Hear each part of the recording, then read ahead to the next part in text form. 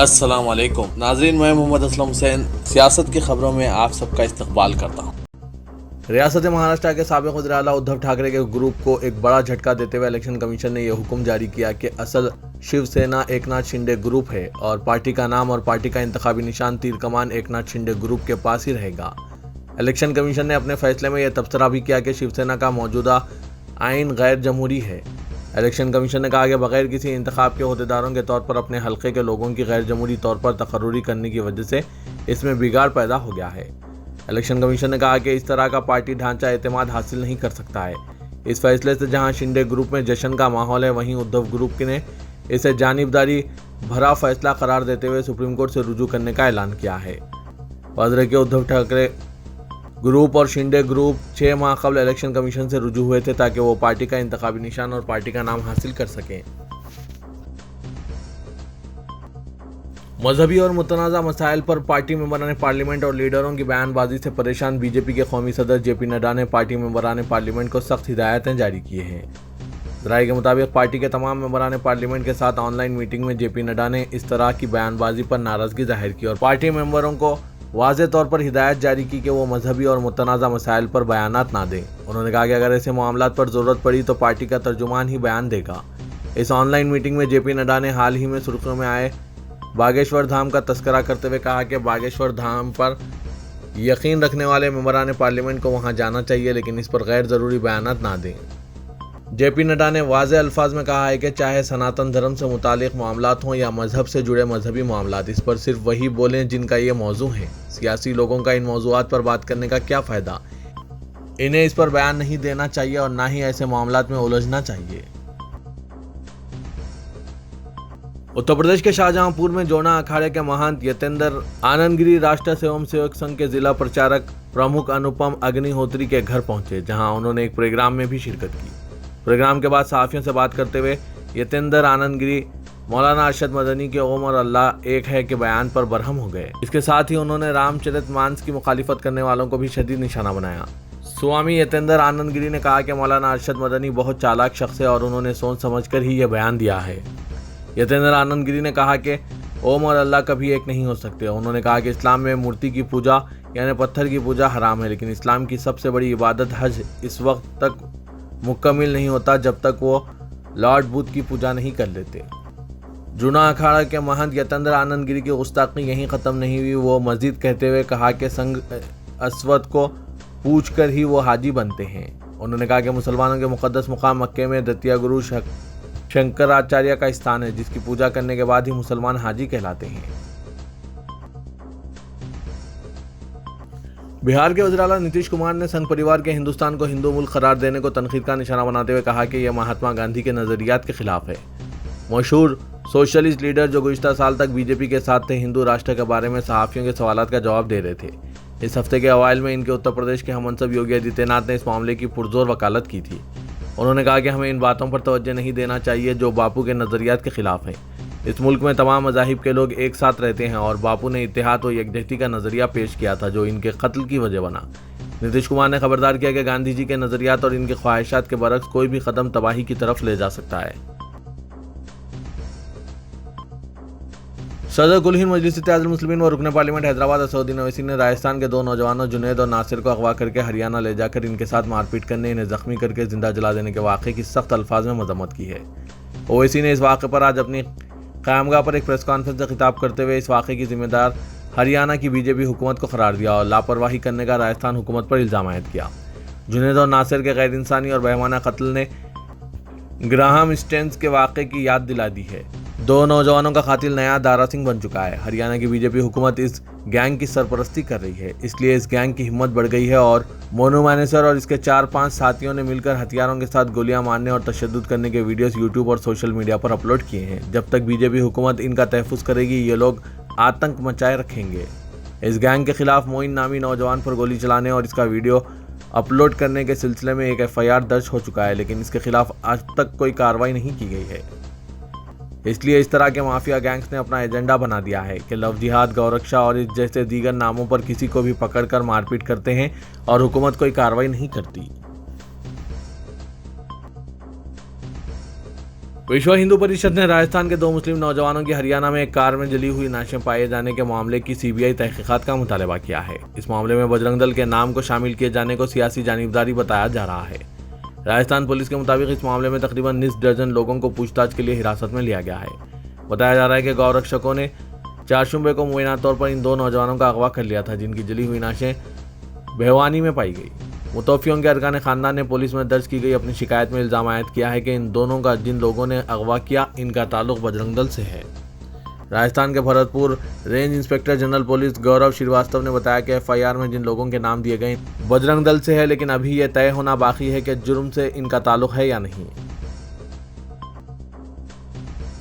हरियाणा के रोहतक में तकरीबन 26 साल पहले 1997 में हुए सिलसिलेवार बम धमाकों में अदालत ने जुमे को अपना फैसला सुना दिया। बम धमाके के मुल्जिम अब्दुल करीम उर्फ टेंडा को अदालत ने नाकाफी शवाहिद की बुनियाद पर बरी कर दिया है। मुल्क में हिंदुत्व की खुदसाख्ता लंबरदार अदाकारा कंगना रनावत ने स्वरा भास्कर को इनकी शादी पर हैरतअंगेज तौर पर मुबारकबाद पेश की है।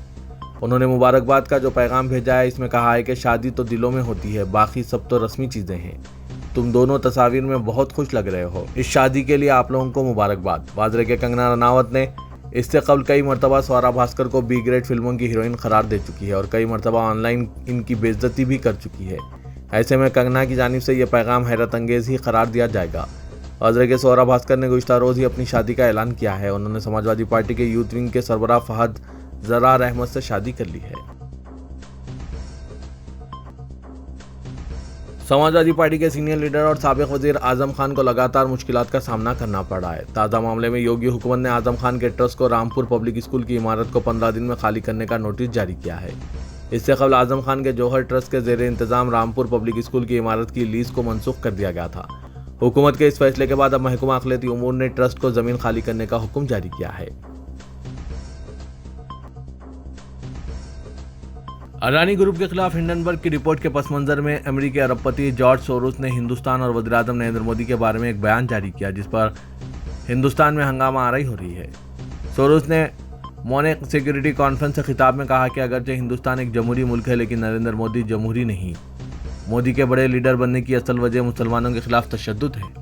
जॉर्ज सोरोस ने मजीद कहा कि हिंदुस्तान क्वाड का रुकन है, जिसमें ऑस्ट्रेलिया, अमेरिका और जापान भी है, लेकिन इसके बावजूद हिंदुस्तान रूस से भारी रियायत पर तेल खरीद रहा है और मुनाफा कमा रहा है। जॉर्ज सोरोस के इस बयान की बीजेपी ने सख्त मजम्मत की है, जबकि कांग्रेस ने कहा है कि हिंदुस्तान के जमहूरी अमल से जॉर्ज सोरोस का कोई लेना देना नहीं है। बीजेपी ने इल्ज़ाम आयद किया है कि वज़ीर-ए-आज़म मोदी जॉर्ज सोरोस के निशाने पर हैं।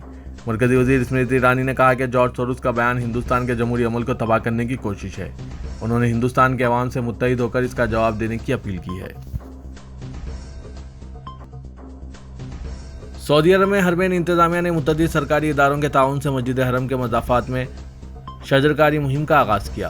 सऊदी अखबार के मुताबिक हरमैन शरीफीन इंतजामिया की जानिब से जारी बयान में कहा गया है कि वलीअहद शहज़ादा मोहम्मद बिन सलमान के ग्रीन सऊदी इनिशिएटिव के तहत शजरकारी प्रोग्राम को तेज़ी से आगे बढ़ाया जा रहा है। इंतजामिया ने कहा कि मस्जिद हरम में शजरकारी प्रोग्राम के लिए मुतअद्दिद ज़वाबित तय किए गए हैं। सदर प्रदेश तेलंगाना कांग्रेस रेवंत रेड्डी की पदयात्रा वरंगल के स्टेशन घनपुर असेंबली हल्के में जारी रही और उन्होंने पार्टी के सीनियर कायदीन मोहम्मद अली शब्बीर, अंजन कुमार यादव, सुदर्शन रेड्डी, एस राजैया और दूसरों के हमरा तकरीबन 10 किलोमीटर का फासला तय करके अवाम से मुलाकात की। पदयात्रा का सुबह 9 बजे जफरगढ़ मंडल का नूर गांव से हुआ और पामनूर गांव पहुंचकर लंच का वक्फा किया गया। रेवंत रेड्डी ने घनपुर टाउन शिवाजी चौक स्टेशन पर स्ट्रीट कॉर्नर मीटिंग से खिताब किया, जिसमें हज़ारों अवाम और कांग्रेस हामियों ने शिरकत की।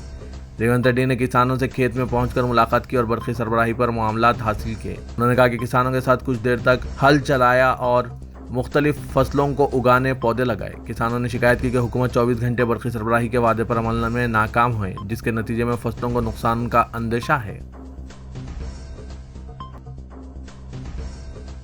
बेंगलुरु में वाक़ कौंसलेट जनरल और नई दिल्ली में वाक़ कनाडा के हाई कमीशन के अहदेदारों ने आज हैदराबाद सिटी पुलिस कमिश्नर से मुलाकात की। ये वफ़द, जिसमें डैनियल वारंसी कौंसल जनरल कनाडा मुतय्यना Bengaluru, Claude Rochon consul general high commission Canada शामिल थे। उन्होंने नई दिल्ली और Jaswinder Singh senior counsellor programme officer high commission Canada में कमिश्नर पुलिस CV आनंद से मुलाकात की। इस वफ़द ने असरी कमांड एंड कंट्रोल सेंटर का मुआयना किया। कमिश्नर पुलिस ने यहां पर काम करने वालों के मैकेनिज्म से वाकिफ़ करवाया और हंगामी सूरत हाल फौरी और मौसर तौर पर पुलिस मुलाजमीन के रद्दअमल की तफसीलात से भी वाकिफ करवाया। इस वफ़द ने ख्याल जाहिर करते हुए कहा कि यह सिस्टम अवामी तहफ़्फ़ुज़ और टेक्नोलॉजी के इस्तेमाल में इजाफे के लिए कानून नाफिज करने की सलाहियतों में बेहतरी की निशानदेही करता है।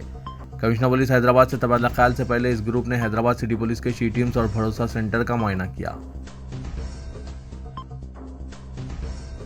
शब मिराज और शिवरात्रि के सिलसिले में आज रात शहर हैदराबाद के नेकलेस रोड के फ्लाईओवर के बशमूल तमाम फ्लाईओवर्स को रात 10 बजे के बाद बंद कर दिया जाएगा। ग्रीन लाइन फ्लाईओवर, PVNR वे और लंगर हाउस फ्लाईओवर इससे मुस्तस्ना रहेंगे। ट्रैफिक को बाकायदा बनाने और रोड सेफ्टी को यकीनी बनाने के लिए इक़दाम किए जा रहे हैं। शहरियों से दरख्वास्त की गई है कि वो मुतबादिल सड़कों का इस्तेमाल करें। कमिश्नर पुलिस साइबराबाद और कमिश्नर पुलिस रच्चाकुंडा ने कानून साज काउंसिल के इंतखाबात के पेश नज़र हथियार जमा करवा देने की ख्वाहिश की है। तमाम लाइसेंस याफ्ता हथियार रखने वालों को हिदायत जारी की है कि वो मुतालिका पुलिस स्टेशन या फिर मिजाज आर्म्ड डीलर्स के पास हथियार जमा करवा दें। तेलंगाना हाईकोर्ट ने 19 फरवरी को भैंसा में RSS के मार्च की इजाज़त देने से इनकार कर दिया। भैंसा RSS के सरबराह S कृष्णा दास ने महकमा पुलिस की जानिब से इस मार्च की इजाज़त देने से इनकार को चैलेंज करते हुए जस्टिस विजय सेन रेड्डी को लंच मोशन पिटीशन पेश किया। दरख्वास्त गुजार ने कहा कि टाउन की सतह पर हर 2 साल में एक मरतबा शारियर उत्सव मुनक्किद करना RSS का तरीक़ा रहा है। इसके अरकान यूनिफॉर्म्स पहनकर इस उत्सव में हिस्सा लेते हुए सड़कों पर मार्च करते हैं। इसका अख्तिताम जिस्मानी मुजाहरा और तकरीर पर होता है। दूसरी तरफ महकमा दाखिले के सरकारी प्लीडर S रविंदर ने अदालत से कहा कि भैंसा टाउन फिरकावाराना तौर पर हसास है। उन्होंने अदालत से कहा कि क़ब्ल अज़ीम में BJP को रैलियों और जलसों के इनेकाद की इजाज़त दी गई थी। जज ने दरख्वास्त गुजार को तजवीज़ पेश की कि वो किसी और दिन उत्सव मुनक्किद करें। इस मामले की समाअत 20 फरवरी तक मुलतवी कर दी गई। हैदराबाद मेट्रोपॉलिटन डेवलपमेंट अथॉरिटी ने हुसैन सागर पर 19 फरवरी से संडे फंडे प्रोग्राम के अहिया का फैसला किया है। हमडा के ज़राए ने बताया कि हुसैन सागर में हाल ही में तैरते हुए मौसीकी रेस फव्वारों से भी संडे फंडे के दौरान अवाम महसूस हो सकेंगे। हर घंटे के वक्फे से तकरीबन 15 मिनट के लिए 4 मरतबा इन फव्वारों को अवाम के लिए खोला जाएगा। तकरीबन 2 साल कबल इस संडे फंडे प्रोग्राम का आगाज़ किया गया था, जिसके दौरान हुसैन सागर पर अवाम को शाम के वक्त तफरी का खालिस्तन मौका फराहम किया जा रहा था, जिसके दौरान तहजीबी सरगर्मियां, खेलकूद और बैंड का भी मुजाहरा भी किया जाता है। संडे फंडे प्रोग्राम के दौरान हुसैन सागर पर ट्रैफिक की आमदोरफ्त बिल्कुल तौर पर रोक दी जाती है। सियासत शॉपिंग धूम के बम्पर ड्रॉ तकरीब के मौके पर पेश किया जाने वाला KB जानी का हैदराबादी फनगामा शो इतवार 19 फरवरी को शाम 6:30 बजे ललित कलाथुरम बाग-ए-आमा नामपल्ली में मुनक्किद होगा, जिसमें शायकीन को कई नए प्रोग्राम देखने को मिलेंगे जो इनके दिलों को छू लेंगे। इदारे सियासत की जानिब से हर साल की तरह इस साल भी तफरीह से भरपूर फैमिली इंटरटेनमेंट शो, जिसका मकसद शहरियों को खुश व खुर्रम रखना है, इतवार को पेश किया जाने वाला है। कोऑर्डिनेटर खैरुद्दीन बेग जानी के मुताबिक शायकीन के लिए हैदराबादी फनगामा शो 2022 में दाखिले की आम इजाज़त रहेगी और शो में शिरकत के ख्वाहिशमंद अफराद से ख्वाहिश की जाती है कि प्रोग्राम के आगाज़ से आधा घंटा कबल अपनी नशिस्तें संभाल लें।